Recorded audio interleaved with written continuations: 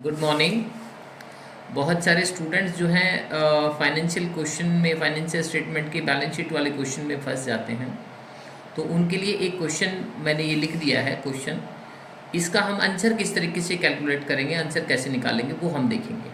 तो देखिए, जब भी कोई बैलेंस शीट का क्वेश्चन आप करते हैं तो याद रखना है कि सबसे पहले क्वेश्चन में गिवन क्या क्या होगा वो आपको पता होना चाहिए।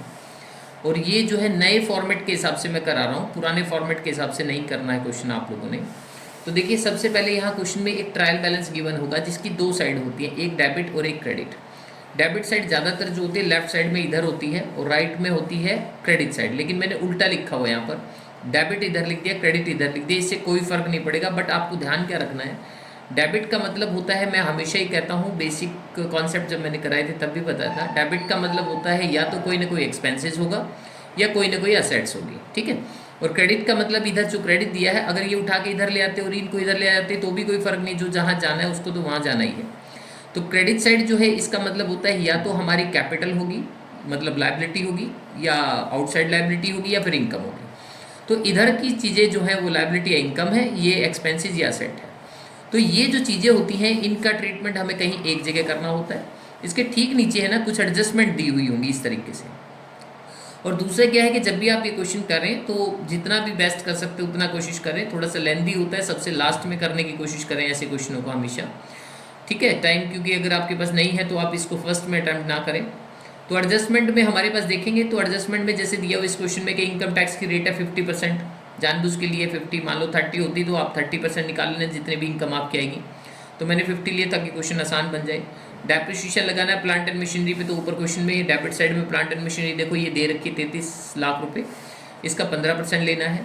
हाफ ईयरली का इंटरेस्ट आपका ड्यू है तो इसका मतलब हाफ ईयरली का दे दिया होगा, ऊपर कहीं हम ढूंढ लेंगे डेबिट साइड में क्योंकि खर्चा है। 5,000 राइट ऑफ करने आपने शेयर इशू एक्सपेंसेस को, ठीक है, ऊपर दिए मिलेंगे कितने हैं टोटल, उसमें से 5,000 राइट ऑफ करने, बाकी सारे असेट्स में दिखाने हैं। डेटर के ऊपर प्रोविजन बनाना है आपने 5% डाउटफुल का, आपके लिए तो नुकसान ही होता ही। क्लोजिंग स्टॉक क्वेश्चन में दिया हुआ है 9,50,000 रुपये। एक क्लेम है 25,000 रुपये का, WCR का मतलब वर्कमैन कंपनसेशन रिजर्व से अगेंस्ट में है, ये जो डिस्प्यूटेड है इसका कोई ट्रीटमेंट नहीं करना, इस ये कंटीजेंट लायबिलिटी है, सिर्फ फुटनोट में दिखा देंगे, बाकी इसका कोई काम नहीं होता है। डायरेक्टर रिकमेंड कर रहे हैं डिविडेंड 15% इंक्लूडिंग इंटरिम डिविडेंड, तो जो डिविडेंड दे दिया है उसी का ट्रीटमेंट करना है, जो रिकमेंडेड है उसका आपने कुछ नहीं करना होता है। इसके अलावा क्वेश्चन में बोला 5% ट्रांसफर करना आपको जनरल रिजर्व में, ठीक है, नेट प्रॉफिट से निकाल के, तो उसको जनरल रिजर्व ऊपर क्वेश्चन में जितना होगा उसके अंदर 5% और ऐड कर देंगे और लाइबिलिटी में ले जाएंगे। कॉर्पोरेट डिविडेंड टैक्स जो है हमारा वो है, मान लीजिए 20%, 30%, 40%, जो भी क्वेश्चन में दे दे या ना दे तो इग्नोर कर देना। क्वेश्चन में अगर डिविडेंड दे दे, मान लीजिए जैसे 20.358 लिया मैंने अप्रॉक्स, तो इसको कैलकुलेट कर लेंगे हम कैलकुलेटर से। तो ये डिविडेंड टैक्स किसके ऊपर देना है, जो डिविडेंड आप पे करेंगे उसके ऊपर देना है। क्वेश्चन में अगर नहीं दिया हुआ है तो नहीं लेंगे, बिल्कुल भी ज़बरदस्ती नहीं करना है आपने, जो क्वेश्चन में गिवन है इन्फॉर्मेशन सिर्फ उसी के रिगार्डिंग आपने बात करनी है। तो ये जो ट्रायल बैलेंस की आइटम है ये एक जगह जाएंगे और ये दो जगह इनकी एंट्री करते हैं हम। आपने ध्यान क्या करना है, जब भी कोई क्वेश्चन आप बैलेंस शीट का करें तो सबसे इंपॉर्टेंट चीज़ क्या है, आप क्वेश्चन को क्रेडिट साइड से उठाओ या डेबिट साइड से, और सीक्वेंस में करते चलना। और आप क्या करना कि फॉर्मेट जो है ना दोनों के साथ लेके चलना, बैलेंस शीट का फॉर्मेट भी और P&L का फॉर्मेट भी, स्टेटमेंट ऑफ P&L, तो दोनों को करना है। साथ में एक और चीज़ भी बनानी पड़ती है आप लोगों को, नोट टू अकाउंट्स। तो जो जो चीज़ें आपको लगे कि ऊपर भी क्वेश्चन में है, नीचे भी क्वेश्चन में है, या यहाँ पे दो ट्रीटमेंट है, तो उनके नोट्स बना देना, बाकी नोट टू अकाउंट बनाने की ज़रूरत नहीं है, आपका काम बिना उसके भी डायरेक्ट चल सकता है। तो क्वेश्चन जब भी स्टार्ट करेंगे तो आपने यहाँ से स्टार्ट करना है, ठीक है। तो ये तो हो गया हमारे क्वेश्चन की बात। तो अब हम क्वेश्चन को भी साथ में रखेंगे। तो आप लोग जब ये क्वेश्चन करें तो स्क्रीनशॉट लेके और फिर उसके बाद क्वेश्चन को समझने की कोशिश करें, स्क्रीनशॉट सामने रखें और वीडियो को लगातार देखते रहें, और वीडियो में देखते रहें कि कौन कौन सी चीज़ मैं कैसे कैसे कर रहा हूँ, ठीक है। तो इस क्वेश्चन को ज़रा देखेंगे हम। तो स्टार्ट करते हैं इसके आंसर से। तो स्टार्ट करते हैं क्वेश्चन हमारा। यहाँ पे देखिए ये बैलेंस शीट बनाते हैं हम। तो सबसे पहले पेज पे आपको क्या रखना है, हमेशा बैलेंस शीट बनानी है। तो यहाँ पे आप बैलेंस शीट ले लेंगे, जिस भी जो कंपनी का नाम दिया है सबसे पहले उसका नाम लिख देंगे, फिर उसके लिख देंगे बैलेंस शीट एज ऑन 31 मार्च 2024 मान रहा हूँ मैं यहाँ पर, और इस तरीके से एक लाइन लगा देंगे। सबसे पहले रहेगा आपका पर्टिकुलर का कॉलम, फिर आप इस तरीके से एक लाइन लगा देंगे थोड़ी सी जगह करके, और जब हमें ज़्यादा ज़रूरत होगी तो हम ज़्यादा कर देंगे।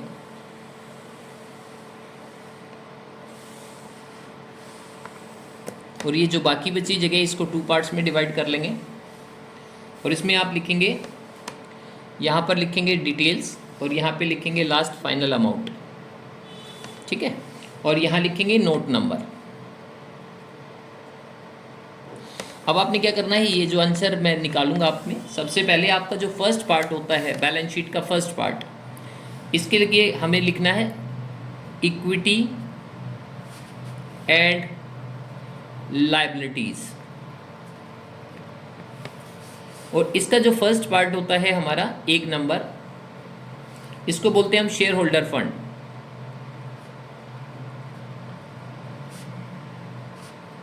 और शेयर होल्डर फंड के 2 पार्ट होते हैं, पहला है ए शेयर कैपिटल और दूसरा है बी रिजर्व एंड सरप्लस।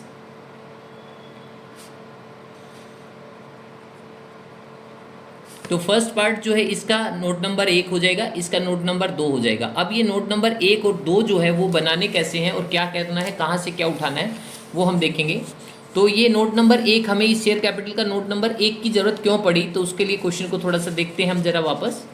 देखिए यहाँ पर शेयर कैपिटल दिया है मैंने 40 लाख रुपये और इसके बिल्कुल अपोजिट साइड में देखो कॉल सीनियर दिया हुआ है। इसका मतलब कि मैंने पब्लिक से 40 लाख रुपये मंगाए थे, जिसमें से एक शेयर होल्डर ऐसा है जिसने कॉल्स का पैसा नहीं दिया, यानी कि शेयर का कुछ अमाउंट उसने पर्टिकुलर नहीं दिया। और कितने नंबर ऑफ शेयर्स हैं वो 1000, 100 रुपये का एक शेयर है, 1000 से मल्टीप्लाई करूंगा तो इसका मतलब हुआ मेरे को 1 लाख रुपए उससे चाहिए था, 75,000 उसने नहीं दिया, तो 25,000 उसने मुझे दे दिया और 75,000 उसने नहीं दिया। तो इसीलिए ये 2 एडजस्टमेंट है, इसी वजह से मुझे इसका नोट नंबर 1 बनाना पड़ेगा। तो बात समझ आ गई ना क्यों बनाना पड़ा नोट नंबर 1। दूसरा रिजर्व एंड सरप्लस, तो चूंकि यहाँ पे 2 चीज़ें हैं, एक रिजर्व है एक सरप्लस, यानी कि प्रॉफिट है जो मैंने, तो प्रॉफिट मैं कैलकुलेट करूँगा, लास्ट ईयर का प्रॉफिट भी देखूंगा, करंट ईयर का भी देखूंगा, लास्ट ईयर का रिजर्व भी देखूंगा, करंट ईयर का भी, तो इसलिए मुझे नोट नंबर 2 बनाना पड़ेगा। तो अब बात आती है कि मैं यहाँ पर नोट नंबर 1 जो है उसको बनाऊंगा, उसकी अमाउंट लिखूंगा, फिर रिजर्व एंड सरप्लस की लिखूंगा और दोनों को जोड़ के जो टोटल आएगा वो मैं बाहर यहाँ कॉलम में लिख दूंगा। तो दोनों के अमाउंट के लिए मुझे क्या बनाना पड़ेगा, नोट नंबर। तो अब मैं नोट नंबर बनाता हूँ, तो नोट नंबर देख लीजिएगा।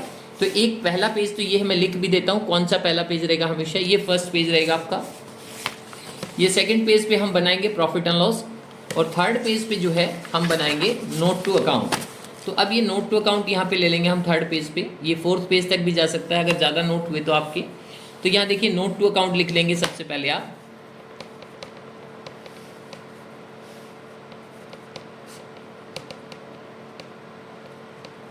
और इसको इस तरीके से करेंगे।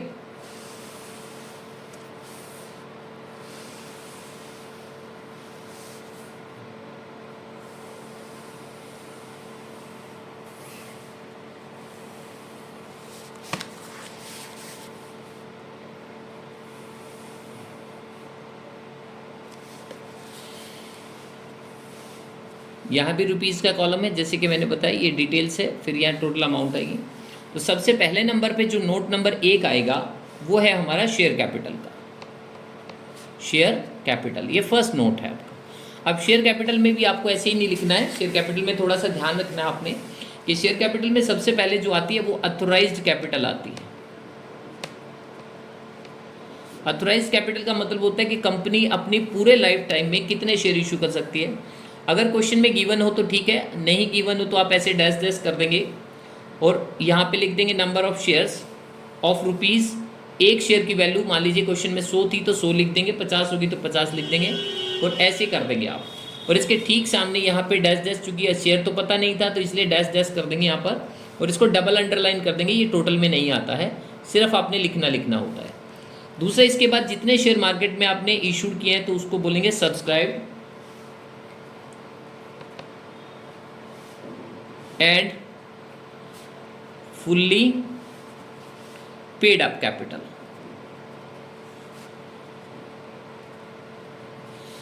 इसके अंदर क्या करना है, जितने शेयर आपको पूरे मिले हैं, तो हमने देखा था ना 40 लाख में से 1 लाख के शेयर, तो एक शेयर होल्डर ऐसा था जिसने पैसे नहीं दिए थे, तो इसका मतलब 39,000 शेयर ऐसे हैं जिन्होंने हमें कंप्लीट पैसा दिया है। तो 39,000 शेयर जो है उन्होंने अपने कंप्लीट पैसे दे दिए ऑफ रुपीज़ 100 ईच के हिसाब से। तो इसकी अमाउंट जो है वो आपकी जितनी भी आ गई वो आप यहाँ बाहर लिख देंगे, मल्टीप्लाई करके 39 लाख रुपीज़। अब इसके बाद कुछ शेयर होल्डर ऐसे भी थे जिन्होंने पैसा पूरा नहीं दिया, तो उसको बोलेंगे subscribed but not fully paid up.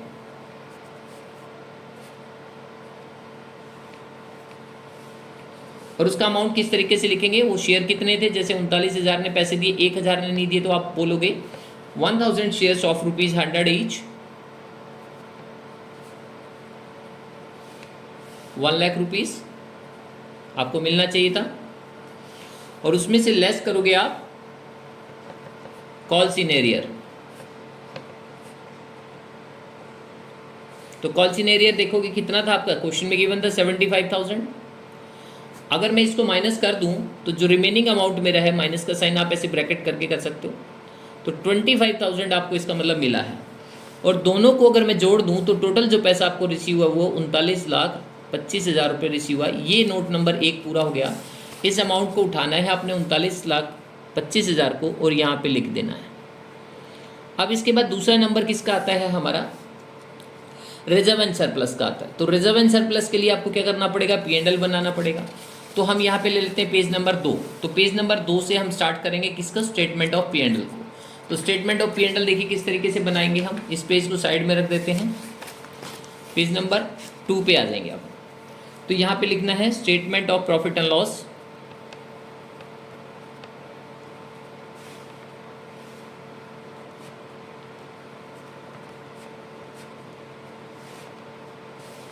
For the year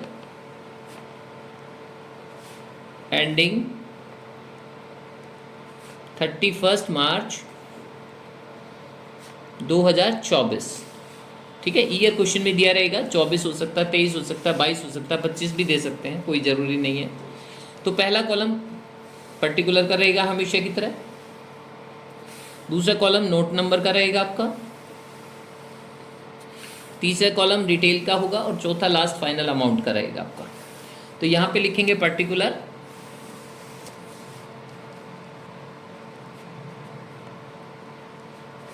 यहाँ पे रहेगा नोट नंबर और यहाँ पे रहेगा रुपीस और यहाँ रहेगा भी रुपीस।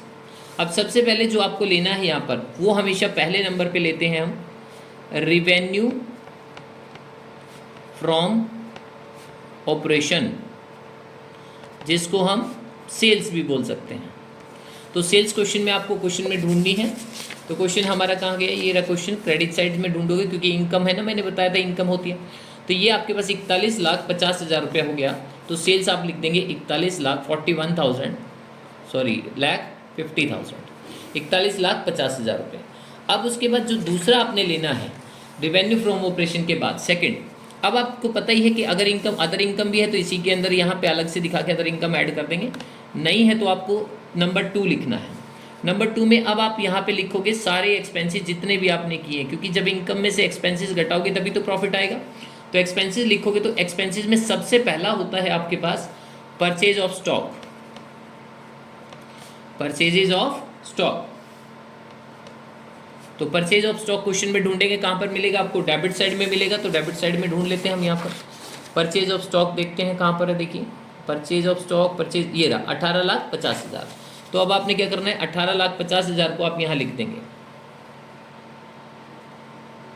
इसके बाद दूसरी चीज़ है आपने देखना है इसी के अंदर, change in stock, change in stock, और उसका फॉर्मूला होगा opening stock minus closing stock.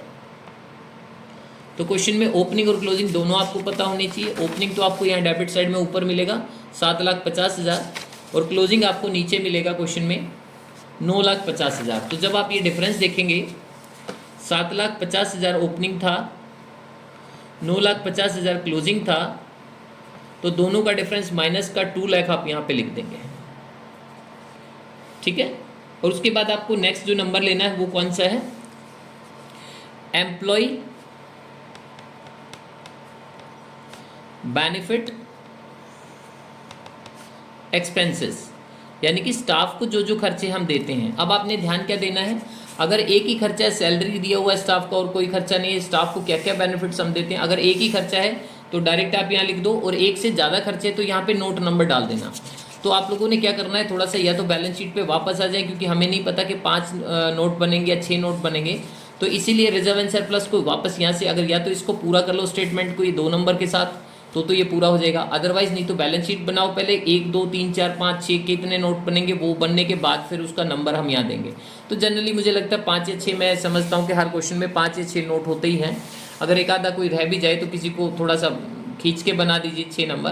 तो 7 नंबर से हम स्टार्ट कर सकते हैं कि मान लीजिए मैं इसको एज्यूम कर लेता हूँ ये 7 नंबर है, ठीक है। तो अब आपने क्या करना है, 7 नंबर लेना तब है जब क्वेश्चन में 2-3 इन्फॉर्मेशन हो, नहीं तो इसको नहीं लेना है। तो डेबिट साइड में आएंगे हम, स्टाफ से रिलेटेड चीज़ें ढूंढेंगे यहाँ पर क्या क्या है। देखो क्वेश्चन में ये देखिए वेजेस मिल गया और एक हमें सैलरी मिल गया, तो इट मीन्स कि यानी कि 2 चीज़ें मिल गई, तो नोट आपको बनाना पड़ेगा। तो नोट नंबर ले लेते हैं हम, कहाँ पर है हमारे नोट नंबर, वापस आते हैं। तो यहाँ जो ये फर्स्ट पेज नंबर 3 है, तो ये मैं बैलेंस शीट के लिए छोड़ देता हूँ 6, और इसके ठीक पीछे मैं फिर दोबारा से बनाऊंगा नोट नंबर 7 से, ठीक है। तो 7 का है तो 5 6 7 आप इस तरीके से बाद में भी थोड़ा सा चेंज करना चाहें तो कर सकते हैं आप, तो वो चीज़ें देख लेंगे आप। तो यहाँ पे नोट नंबर मैं देखता हूँ, ये पेज नंबर डाल भी देता हूँ 4, और नोट नंबर ले लेते हैं हम यहाँ पर, लिख देता हूँ ऊपर नोट्स टू अकाउंट्स, और इस तरीके से आप लाइन खींचेंगे।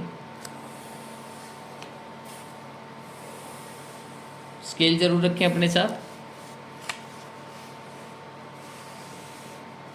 ये डिटेल की रुपीज़ हो गई, ये फाइनल अमाउंट है आपका। और यहाँ पर लिखेंगे आप note number 7, employ benefit expenses. तो एम्प्लॉय बेनिफिट एक्सपेंसेस के अंदर आपने क्या लेना है, अभी हमने देखा क्वेश्चन में 2 चीज़ें थी, एक तो सैलरी थी और दूसरा वेजेस था। दोनों को जोड़ देंगे आप तो टोटल अमाउंट आ जाएगी आपके पास। तो वो दोनों अमाउंट हम देख लेते हैं क्वेश्चन में क्या क्या है।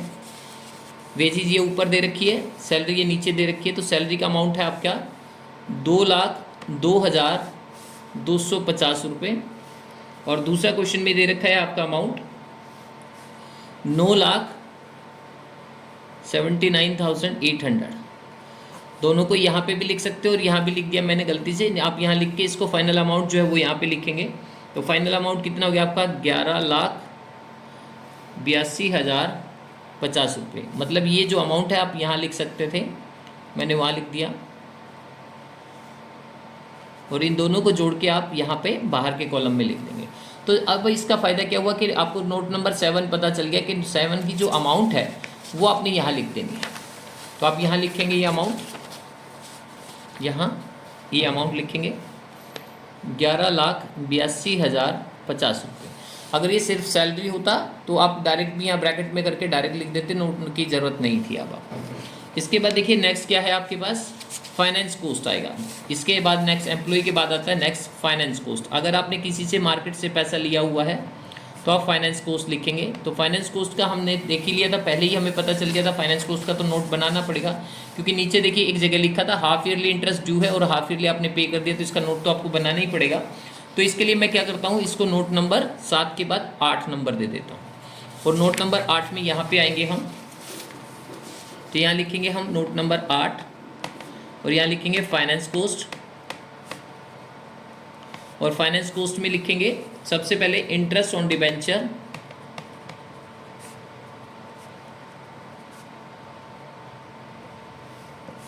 $1,80,000, और साथ में इसके ऐड कर देंगे हम आउटस्टैंडिंग इंटरेस्ट ऑन डिबेंचर्स 180। दोनों को मिला के टोटल जो है 3,60,000, इसका मतलब फाइनल आपकी अमाउंट आएगी, और वो आपने P&L में यहाँ पे लिखनी है 3,60,000 आ गया। इसके बाद नेक्स्ट नंबर जो होता है हमेशा वो होता है डेप्रिसिएशन का, डेप्रिसिएशन एंड अमोर्टाइजेशन।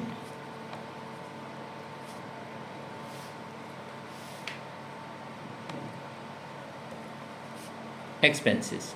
अब इसमें डेप्रिसिएशन और अमोर्टाइजेशन में सिर्फ डेप्रिसिएशन है तो फिर नोट नंबर की ज़रूरत नहीं है, लेकिन हमें क्वेश्चन में हमने पढ़ा था, देखो एडजस्टमेंट में, कि आपने 5,000 जो है share issue expenses right of करने हैं और डेप्रिसिएशन भी क्वेश्चन में दिया हुआ था, तो इसका मतलब 2 एडजस्टमेंट दी हुई है, ऊपर से अमाउंट उठा के लाना है, तो इसीलिए आपने इसका भी नोट नंबर बनाना पड़ेगा। तो आप बना लो तो ज़्यादा अच्छा है। नोट नंबर 9 आप यहाँ पे ले लेंगे। तो नोट नंबर 9 की अमाउंट कितनी है उसके लिए आपको यहाँ नोट नंबर 9 बनाना पड़ेगा। तो आप यहाँ लिखेंगे depreciation and amortisation amount expenses, यहाँ लिख लेंगे। तो सबसे पहले मैं लूँगा यहाँ पे डेप्रिसिएशन ऑन मशीन,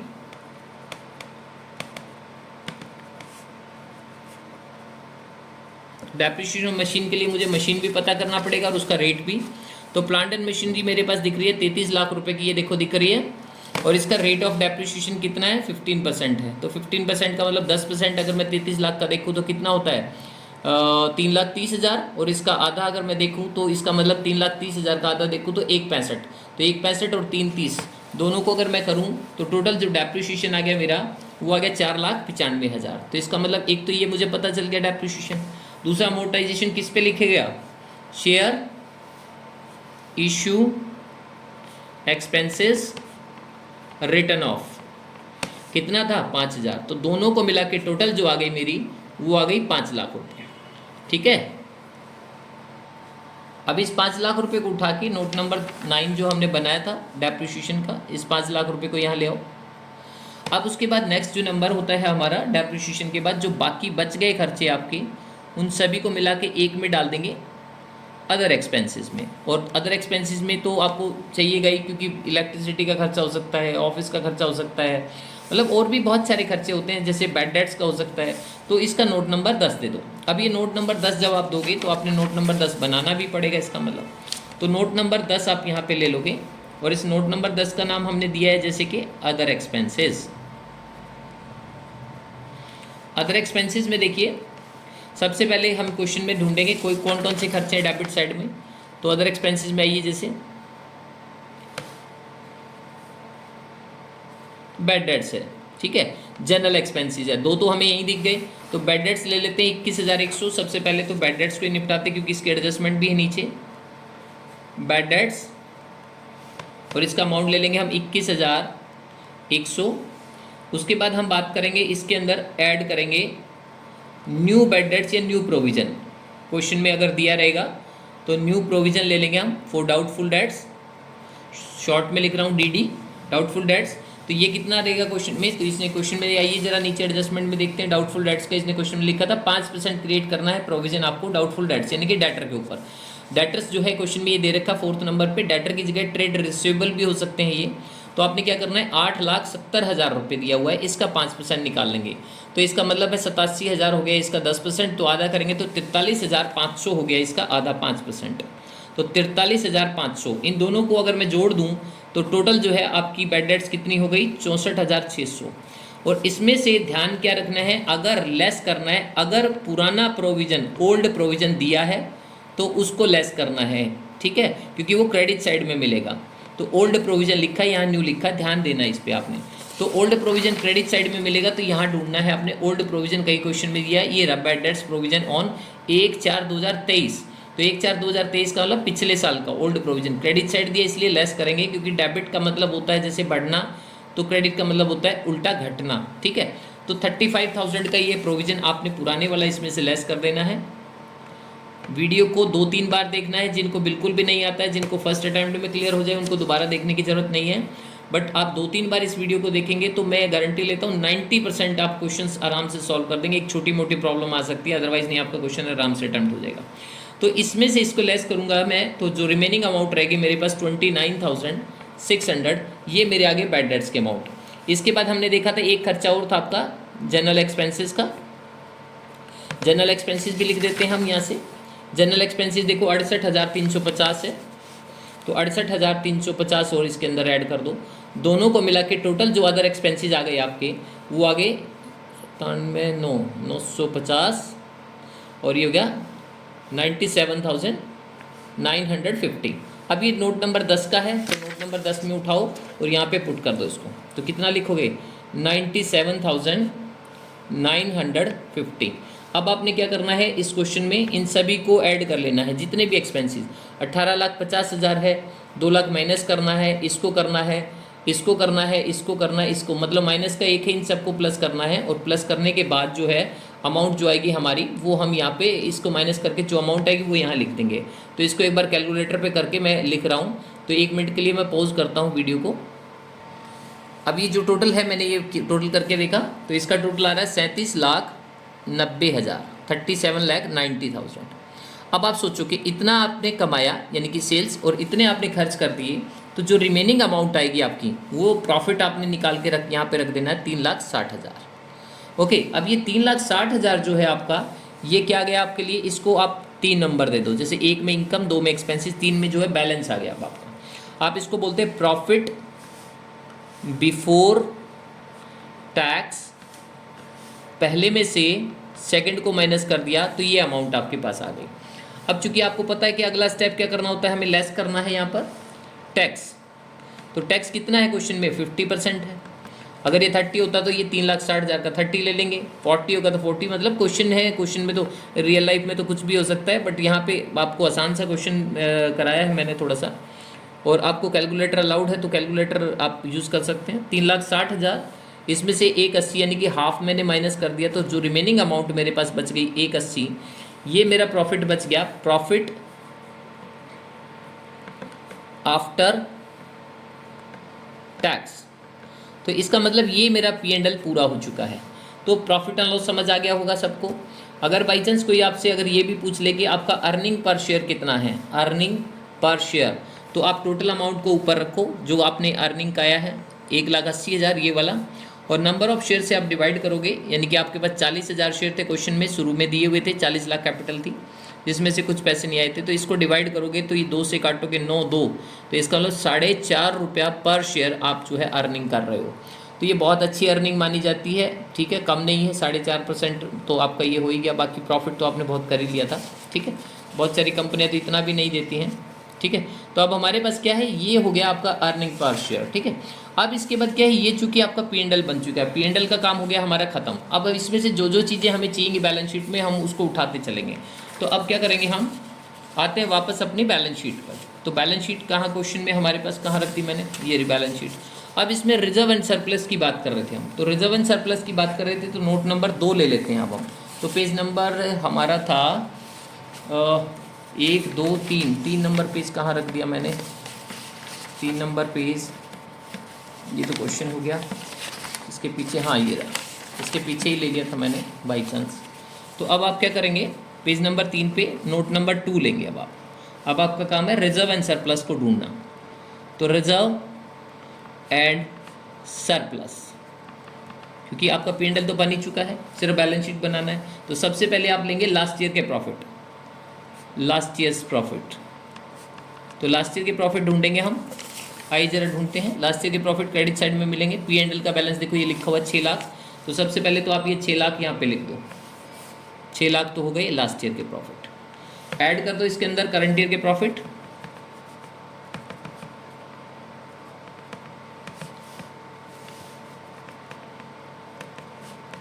इसको हम सरप्लस भी बोल देते हैं। 1,80,000 अभी देखा था हमने टैक्स देने के बाद, दोनों को मिला के टोटल आ गया आपके पास 7,80,000।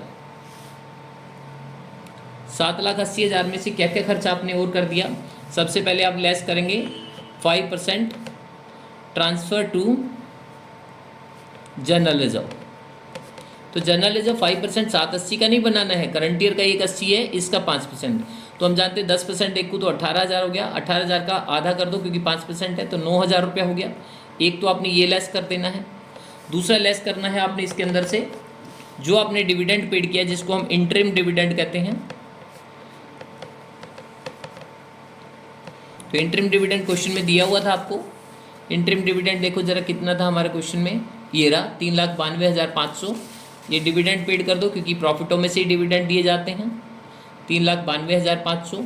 और साथ में एक चीज़ और लेस करनी है आपने, लेस कॉरपोरेट डिविडेंड टैक्स। अब ये हट चुका है वैसे, लेकिन बाई चांस आ जाए तो कोई बात नहीं, अटैम्प्ट कर लेना। तो कॉर्पोरेट डिविडेंड टैक्स की रेट जो है आपकी वो है 20%, 20.358%। किसके ऊपर दोगे? जितना डिविडेंड दिया ऑन 3,92,500। तो एक बार मैं इसकी कैलकुलेट कर लेता हूँ वैल्यू, और फिर मैं बताता हूँ। तो 1 मिनट के लिए मैं पॉज करता हूँ वीडियो को। 3 लाख, ये जो है 3,92,000 का 20 पॉइंट समथिंग करके ये अमाउंट आ गया आपका 7,905। अब क्या करना अपने को? 7,80,000 में से ये तीनों एक्सपेंसेस है माइनस कर देंगे। तो ये जो अमाउंट आएगी आपकी, ये हम बाहर लिख देंगे। ये आ गई हमारी 298 और 595। ठीक है। अब साथ में आपने क्या करना है, अगला स्टेप, अब जनरल रिजर्व और ले लो, क्योंकि दो चीज़ों का कॉम्बिनेशन है नहीं। तो जनरल रिजर्व, तो पुराना जनरल रिजर्व क्वेश्चन में दिया हुआ था आपको, देखो यहाँ पे ये रहा 2.5 लाख रुपए। 2.5 लाख यहाँ लिख दो और ऐड कर दो इसके अंदर 5% न्यू जनरल रिजर्व। तो वो कितना था? 9,000 ऑलरेडी आपने वहाँ से निकाला था। तो इसका मतलब टोटल जनरल रिजर्व कितना हो गया? 259। अब आपने क्या करना है, इस जनरल रिजर्व और सरप्लस दोनों को ऐड कर दो। दोनों को ऐड करके जो अमाउंट आएगी वो आपकी जनरल रिजर्व का अमाउंट आएगा 5,57,595 रुपये। अब ये अमाउंट उठा के आपने कहाँ डालनी है? कहाँ गया हमारा क्वेश्चन? ये रहा। तो आपने इस अमाउंट को उठा के यहाँ डालना है। तो ये अमाउंट है आपकी 5,97,595। और दोनों को ही जोड़ के टोटल जो आपकी शेयर होल्डर फंड आ गया वो आ गया आपका 44,82,595 रुपये। अब इसके बाद आपने नेक्स्ट क्या करना है? लॉन्ग टर्म लिखना है। सेकंड, आपका सेकंड के जैसे ये फर्स्ट है शेयर होल्डर फंड, अब आप यहाँ सेकंड लेंगे नॉन करंट लाइबिलिटीज। और ये नॉन करंट लाइबिलिटीज में क्वेश्चन में क्या क्या है आपके पास? सिर्फ डिबेंचर्स क्वेश्चन में थे, और डिबेंचर्स देखो कितने के थे? 30 लाख के। तो इसलिए इसका नोट बनाने की जरूरत नहीं है, सीधा ही बस आप यहाँ लिख दो लॉन्ग टर्म बोरोइंग और ब्रैकेट में लिख दो 12% डिबेंचर। 12% का मतलब जो हमने इंटरेस्ट देना है। तो ये अमाउंट सीधा ही लिख दो, इसका कोई नोट की ज़रूरत नहीं है। 30 लाख हो गया। अब उसके बाद तीसरा जो है और लास्ट जो है बैलेंस शीट का अपनी लाइबिलिटी साइड का, वो है करंट लाइबिलिटी, करंट लाइबिलिटीज। अब इसके बाद आप क्या करोगे? सबसे पहले लेना है अपने ए, ट्रेड पेबल। ट्रेड पेबल का मतलब दो चीज़ें होते हैं, क्रेडिटर्स प्लस बिल्स पेबल। तो क्वेश्चन में क्रेडिटर्स और बिल्स पेबल दोनों को ढूंढना है अपने। तो ये आपका ट्रेड पेबल इकट्ठा दिया रहेगा तो कोई ज़रूरत नहीं है, सीधा लिख दोगे। लेकिन यहाँ देखो मैंने ब्रैकेट में क्रेडिटर किया है, इसका मतलब बिल्स पेबल अलग है और क्रेडिटर अलग है। तो इसका नोट नंबर आपने बनाना पड़ेगा। तो नोट नंबर कितना लोगे आप? 3 नंबर बना दीजिए, क्योंकि 2 तो ऑलरेडी आप बना ही चुके हैं। तीसरा नोट नंबर आप लोगे यहाँ पर, नोट नंबर 3। ये हो गया आपके पास ट्रेड पेबल, और इकट्ठा अमाउंट उठा के वहाँ पे रख देना है। सबसे पहले ले लेंगे क्रेडिटर्स और दूसरा ले लेंगे बिल्स पेबल। तो क्रेडिटर्स कितने के थे आपके? 4 लाख रुपए के, यहाँ लिख दो। और बिल्स पेबल कितना था? 3,70,000। दोनों को जोड़ो 7,70,000 रुपये आपके पास हो गया। आपने वो 7,70,000 उठाना है और कहाँ डाल देना है? बैलेंस शीट में डाल देना है। तो कहाँ पे गया आपका ये? तो 7,70,000 अमाउंट उठाओ और कहाँ डाल दो? नोट नंबर 3 आपने वहाँ बना दिया और इसको उठा के यहाँ पे रख दो 7,70,000। अब इसके बाद नेक्स्ट आता है आपका अदर। अगर कोई लाइबिलिटी है आपके पास, बी में डाल दो अदर करंट लाइबिलिटी। वो कैसे, कौन सी, किस तरह की होगी लाइबिलिटी? जैसे आपने किसी को इंटरेस्ट देना था, दिया नहीं, तो इंटरेस्ट आउटस्टैंडिंग हमें पता है ना, हमारे पास क्वेश्चन में था, ये रहा 1,80,000। देखो नोट नंबर 8 में हमने 1,80 दे दिया था, 1,80 बचा हुआ है। तो ये आप डायरेक्ट भी लिख सकते हो, इसके लिए नोट की ज़रूरत नहीं, क्योंकि एक ही अमाउंट है 1,80। ठीक है। इसके बाद आप ले सकते हो लास्ट में बचा हुआ शॉर्ट टर्म प्रोविजन। अगर क्वेश्चन में है तो वो कौन से होते हैं आपके? टैक्स होता है वो। तो शॉर्ट टर्म प्रोविजन, तो उसमें हमारे पास, हमें पता है ना, 2 तरह के टैक्स है, एक कॉर्पोरेट डिविडेंड टैक्स और एक टैक्स। तो इसलिए नोट नंबर बना देते हैं और जो अमाउंट आएगी उसके बाद आपने यहाँ लिखने के बाद इसका बैलेंस शीट का यहाँ टोटल कर देना है लाइबिलिटी साइड का। तो अब ये नोट नंबर 4 में और ले लेता हूँ। तो नोट नंबर 4 यहाँ बना देते हैं नोट नंबर 4 को, शॉर्ट टर्म प्रोविजन।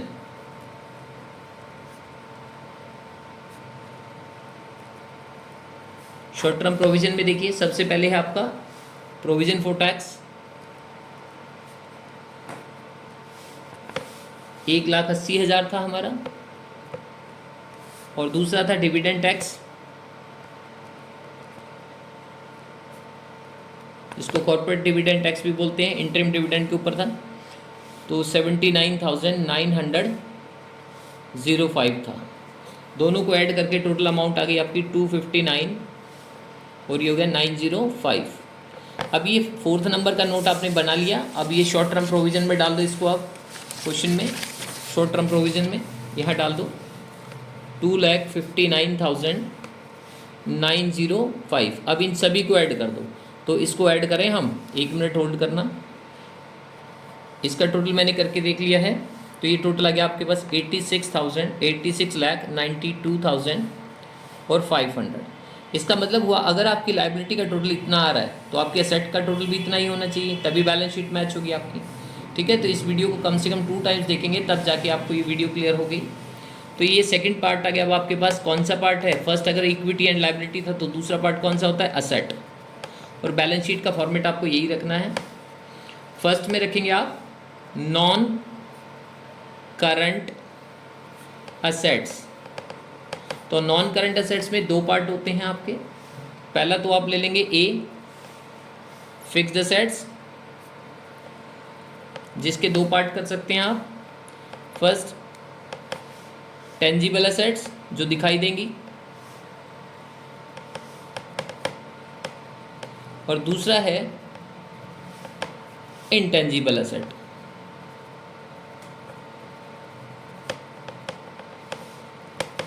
इसके बाद दूसरा बी पार्ट आप ले सकते हैं। कुछ आपकी अदर नॉन करंट असेट्स भी हो सकती हैं, अगर वो क्वेश्चन में मिल गई तो हम कर लेंगे, अदरवाइज उनको छोड़ देंगे हम। जैसे ही आप कर लोगे तो सेकंड पार्ट है, मैं साथ में लिख ही देता हूँ, होगा तो ठीक है, नहीं डैश कर देंगे। इसके बाद आपने लेना है करंट असेट्स को, और जैसे ही करंट असेट्स का हो जाएगा बस आपका काम खत्म हो जाएगा। तो करंट असेट्स में क्या क्या हो सकता है? जैसे मैंने रेशियो के क्वेश्चन में बताया था, सबसे इंपॉर्टेंट तो होता है हमारे लिए स्टॉक, जिसको इन्वेंट्री भी बोलते हैं हम। दूसरा है आपके लिए डेटर्स प्लस BR, जिसको हम ट्रेड रिसीवेबल भी बोलते हैं, शॉर्ट में लिख रहा हूँ मैं यहाँ पर। तीसरा होता है कैश और बैंक, दोनों के बैलेंस। और फोर्थ पे अगर कोई लास्ट में बच जाता है तो अदर करंट असेट्स। ठीक है, तो ये 4 चीज़ें। तो 1 बाय 1 करके अब हम ढूंढने की कोशिश करेंगे। तो सबसे पहले फिक्स्ड असेट्स में टेंजिबल असेट्स को ढूंढते हैं हम। तो टेंजिबल असेट्स देखिए जरा हमारे पास क्वेश्चन में कौन कौन सी थी। टेंजिबल असेट्स क्वेश्चन निकाल लेते हैं अपना वापस। तो असेट साइड में आ जाओ। सबसे पहले कौन कौन सी असेट्स हैं जो आपको दिखाई देती है? एक तो बिल्डिंग और दूसरा प्लांट एंड मशीनरी। तो ये 2 चीज़ें ऐसी हैं आपकी जो आपकी दिखाई देती हैं, जिनको छुआ जा सकता है। ठीक है, तो ये दोनों असेट्स का आपने क्या करना है? नोट बनाना है। तो नोट नंबर 5 कापी जगह है हमारे पास, यहाँ ले लेंगे हम। नोट नंबर 5, इसमें आपने लेना है टेंजिबल असेट्स। टेंजिबल असेट्स में क्या लेंगे आप? सबसे पहले तो आपकी बिल्डिंग थी। कितने की थी बिल्डिंग हमारी? 30,72,000 की। उस पर कोई डेप्रिसिएशन गिवन नहीं था, होता तो हम उसको लेस कर देते। दूसरा प्लांट एंड मशीनरी, शॉर्ट में लिख रहा हूँ मैं, वो थी 33 लाख रुपए की, हमने देखा था, जिस पे हमने डेप्रिसिएशन लगाया था। लेस कर देंगे डेप्रिसिएशन। ठीक है, कितना था? 5%, 4,95,000, उसको माइनस कर देंगे हम। और माइनस करके जो रिमेनिंग अमाउंट आएगी वो 28,05,000 रुपये बच गई आपकी। और इन दोनों को जोड़ दूं तो टेंजिबल असेट्स का टोटल वैल्यू जो आ गई हमारी, वो आ गई 58,77,000 दोनों को मिलाकर, और 5,000, हाँ सॉरी 77,000 नहीं 5,000, ठीक है 58, 72 और 5 73, ठीक है 58,77,000 रुपये। ये जो वैल्यू उठा के आपने डालनी है, ये कहाँ डालनी है? बैलेंस शीट में डाल देंगे। अब आप बैलेंस शीट कहाँ गई हमारी? Tangible assets. तो टेंजिबल असेट्स के सामने यहाँ लिख देंगे, ये आपका नोट नंबर 5 बना दिया मैंने, 58,77,000 77,000, इसको ले लेंगे आप। अब इसके बाद इंटेंजिबल एसेट्स कौन सी होती है, जो दिखाई ना दे। तो क्वेश्चन में हम ढूंढते हैं ऐसी कोई एसेट है जो दिखाई ना दे। इसके एग्जांपल होते हैं पेटेंट्स, कॉपीराइट्स, ट्रेडमार्क, गुडविल। तो इनमें से कोई भी दिखाई दे जाए, तो ये गुडविल दिख रही है अपने को, इसका कोई नीचे ट्रीटमेंट नहीं था, तो गुडविल 2.5 लाख की एज इट इज़ आपको सामने यहाँ लिख देंगे 2.5 लाख, और यहाँ पे ब्रैकेट में लिख भी देता हूँ हिंट के लिए गुडविल। तो इसका कोई नोट नंबर बनाने की ज़रूरत नहीं है, ये हो गया हमारा। इसके बाद अदर नॉन करंट एसेट्स कौन सी है, जो शेयर इशू एक्सपेंसेस थे ना हमारे 50,000 के, तो 50,000 में से 5,000 आपने राइट ऑफ कर दिए थे, तो कितना बचा 45। तो 45 में से 5,000 अगले साल हम ये एज्यूम करेंगे, अगर हर साल 5-5 करें तो अगले साल एज्यूम करेंगे 5 और राइट ऑफ करना है। तो जो आपने अगले साल राइट ऑफ करना है वो आपकी लॉन्ग टर्म एसेट तो नहीं हो सकता है, तो वो करंट एसेट्स में चला जाएगा। तो इसका मतलब 50,000 में से 5 जो हमने राइट ऑफ कर दिया वो, और 5,000 जो लेस करना है अगले साल वो, दोनों को हटा के जो बैलेंस बच गया 40,000, वो आपने यहाँ पे शो कर देना है। इस वीडियो को दोबारा से सुन लेना, जो मैंने अभी बोला है समझ आ जाएगा। इन तीनों को जो है ऐड करने के बाद जो अमाउंट आएगी वो टोटल फिक्स्ड एसेट्स आ जाएगी आपकी 61,67,000, ठीक है। अब उसके बाद ढूंढना किसको हमने, स्टॉक को। तो स्टॉक ढूंढना क्या, वो तो नीचे दिया ही हुआ है 9,50,000, एक बार हम ऊपर कर चुके थे उसको। अब इसके बाद ट्रेड रिसीवेबल, डेटर में डेटर और बीआर दोनों को जोड़ना है। तो डेटर में हम लेंगे, ट्रेड रिसीवेबल में लेंगे डेटर और बीआर। तो इसका भी नोट नंबर, क्योंकि 2 दिए हुए थे ये, नोट नंबर 6 यहाँ बना देते हैं, नोट नंबर 6। तो ये हमारे पास क्या है, ले लेते हैं ट्रेड रिसीवेबल। ट्रेड रिसीवेबल के अंदर देखिए हमारे पास तो बीआर और कौन कौन सी एसेट थी हमारे पास, बीआर थे इस क्वेश्चन में, डेटर ही है सिर्फ। तो डेटर है तो इसका मतलब प्रोविजन हटा के बस ये कंप्लीट, नोट तो फिर भी बनाना ही पड़ेगा आपको। तो इसलिए हमारे पास क्या है, सबसे पहले आप लेंगे ट्रेड रिसीवेबल, यानी कि डेटर्स थे क्वेश्चन में 8,70,000 रुपये के, और इसके बाद 8,70,000 रुपये में से लेस किया था आपने प्रोविज़न, न्यू प्रोविज़न जिसको बोला आपने, वहाँ पे P&L में दिखाया था आपने 43,500, और डिफरेंस जो अमाउंट आ गई आपकी वो अमाउंट उठा के आपने नोट नंबर 6 में डाल देनी है, 8,26,500। तो जो ये अमाउंट आ गई अब ये बैलेंस शीट में उठा के ले जाओ अब आप, सिंपल सा। तो बैलेंस शीट में रखोगे आप, इसकी वैल्यू कहाँ गया हमारी बैलेंस शीट, ये रही 8,26,500 यहाँ पे डाल देंगे। कैश और बैंक का बैलेंस चेक कर लेंगे, दोनों अलग अलग होगी तो नोट बना देंगे, नहीं तो कोई ज़रूरत नहीं। कैश और बैंक बैलेंस ये रहा 744 इकट्ठा ही है, तो 7,44,000 यहाँ पे दिखा दो। उसके बाद जो है अदर एक्सपेंसेस, मैंने कहा था ना शेयर इशू एक्सपेंसेस करंट में चले जाएंगे 5,000 रुपये, वो यहाँ लिख देते हैं हम। और इन चारों को ऐड करने के बाद टोटल करंट एसेट आ गई आपकी 25,25,500। अब आपने क्या करना है, इसको फिक्स्ड एसेट्स को और करंट को दोनों को जोड़ देना है, और दोनों को जोड़ के 86,92,500 यहाँ पे इसका टोटल कर देना है। और ये जो टोटल आया है आपका और ऊपर का जो टोटल था, दोनों को मैच कर लेना है। अगर दोनों मैच है तो क्वेश्चन हो गए हैं। तो इसका मतलब क्या हुआ, पहले पेज पे बैलेंस शीट आ गई हमारी, दूसरे पेज पे हमने देखा क्वेश्चन ये था आपका, ये मैं डिस्क्रिप्शन लिंक में डाल दूंगा, तो आप इसको क्लिक करके क्वेश्चन भी वहाँ से डाउनलोड कर सकते हैं, आंसर भी डाउनलोड कर सकते हैं। तो पेज नंबर 1 जो है आंसर वो रहेगा आपका बैलेंस शीट का। 2 नंबर में मैंने बनाया था आपका प्रॉफिट एंड लॉस अकाउंट, ये 2 नंबर भी मैंने इसे डाल रखा है, तो P&L बनेगा। तीसरे पे नोट नंबर मैंने डाला था 1 2 3 4 5 6 जो बैलेंस शीट से कनेक्टेड थे। और अगर पेज नंबर 4 पे है 7 8 9 10, और इसके अलावा जो रह गया हमारे पास लास्ट में वो है कंटीजेंट का 1 पॉइंट रह गया सिर्फ, बाकी हमने लगभग कर लिया है सारा। तो कंटीजेंट लायबिलिटी कौन कौन सी थी, तो आप नोट नंबर 11 बना देंगे, लेकिन इसकी ज़रूरत नहीं है आपको।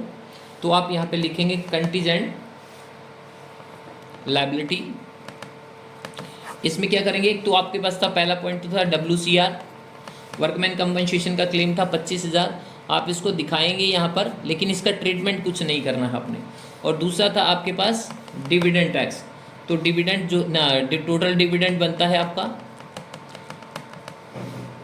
वो बनता है 15%, क्वेश्चन में बोला था, ठीक है। किसके ऊपर, जो अमाउंट आपको मिल चुकी है कैपिटल की, तो 39,25,000 के ऊपर बनता है 5,88,750 रुपये, और उसमें से लेस कर देना इंटरिम डिविडेंड आपने पेड कर दिया था, वो माइनस कर दो। 3,92,500, उसको माइनस करने के बाद जो बचा ये आपका कंटीजेंट है। आप ये प्रपोज डिविडेंड इसको बोल सकते हैं, 1,96,250, इसको आप प्रपोज डिविडेंड बोल सकते हैं, जो देना है अभी नहीं लेकिन। और इसके ऊपर ऐड करेंगे हम डिविडेंड टैक्स, क्योंकि ये देना है तो टैक्स भी आगे बनेगा इसके ऊपर। तो वो आपकी जो अमाउंट है वो मैंने 20.358% के हिसाब से निकाल ली, तो 39,953 ये अमाउंट आपकी और ऐड कर दूं तो 2,36,203 रुपये आपकी अमाउंट आ गई। तो कुल मिला के आप इस तरीके से ये कंटीजेंट में दिखाना है, बट इसको करना नहीं है। तो ये आपके जो है यहाँ पे P&L से स्टेटमेंट के नोट्स हो गए, और एक साइड मैंने यहाँ पे नोट टू अकाउंट ये ले लिया हमने बैलेंस शीट का, और 4 फेज़ में आपका क्वेश्चन कंप्लीट करना है। तो इसलिए मैंने पहले ही बोला है कि ये क्वेश्चन सबसे लास्ट में अटेम्प्ट करने की कोशिश करें, क्वेश्चन काफ़ी लेंथी है। Thank you so much. इसको वीडियो को बार बार देखें, और 2-3 बार नहीं देखेंगे तो ये समझ भी नहीं आएगा।